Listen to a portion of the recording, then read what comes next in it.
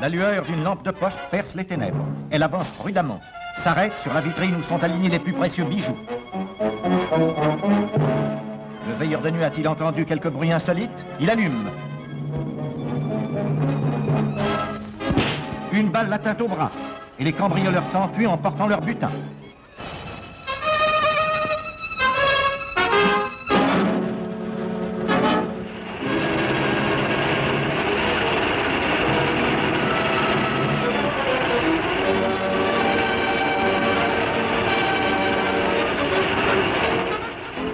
Au matin, l'enquête commence.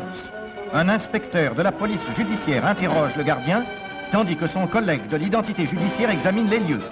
Des empreintes digitales sur la glace de la vitrine. Pour les relever, l'inspecteur les saupoudre de ses ruses.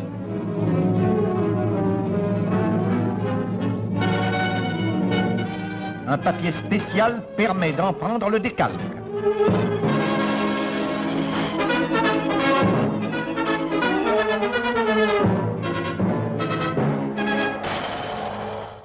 Après avoir blessé le veilleur, la balle s'est fichée dans la porte. L'inspecteur l'extrait délicatement car elle fera l'objet d'un examen spécial.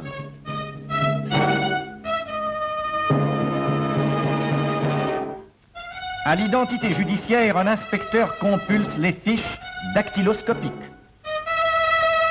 Il y en a environ 20 millions. Il découvre une fiche portant des empreintes identiques à celles relevées chez le bijoutier. Leur possesseur est donc l'un des auteurs du cambriolage.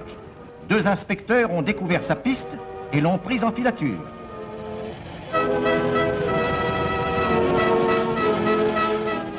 Avec son complice présumé, au moment où il s'y attendait le moins, il est arrêté et mis hors d'état de nuire. À la préfecture de police, ce présumé complice a déclaré n'être jamais passé à l'identité judiciaire. On l'y amène et on établit sa fiche signalétique d'après les indications d'état civil qu'il fournit. On ne lui demande pas de les justifier.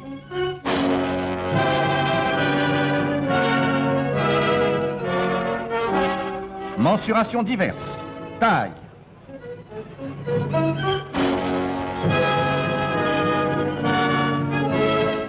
Caractéristiques de la tête et du visage.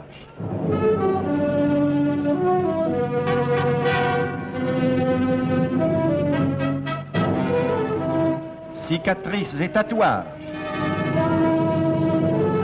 Photographie.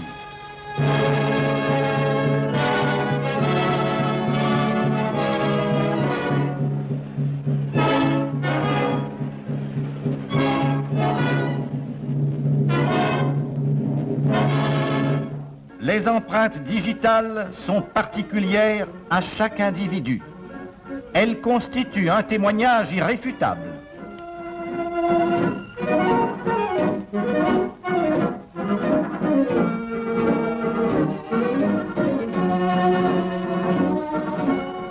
Elles sont classées en 5 groupes selon l'orientation de leur dessin, le nombre de leur delta et leur conformation propre.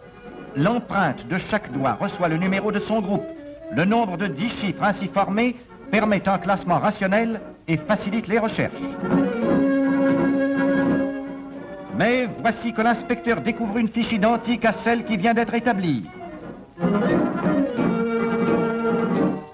La preuve est faite que l'homme arrêté est un récidiviste. Il a déjà été identifié, mais sous un autre nom. Peu importe, les empreintes digitales ne mentent jamais.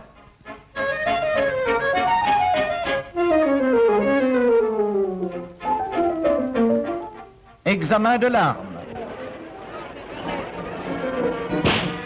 Une balle est tirée, recueillie aussitôt, et roulée sur une lame de plomb.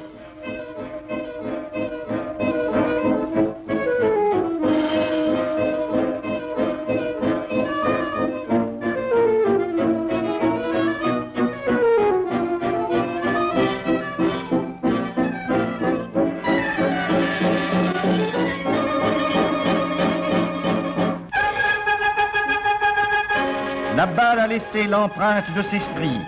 Celle trouvée dans la bijouterie a fait l'objet d'une même opération. Les photos de ces stries sont comparées. Identité complète. Donc, l'arme trouvée sur l'un des malfaiteurs est bien celle qui a blessé le...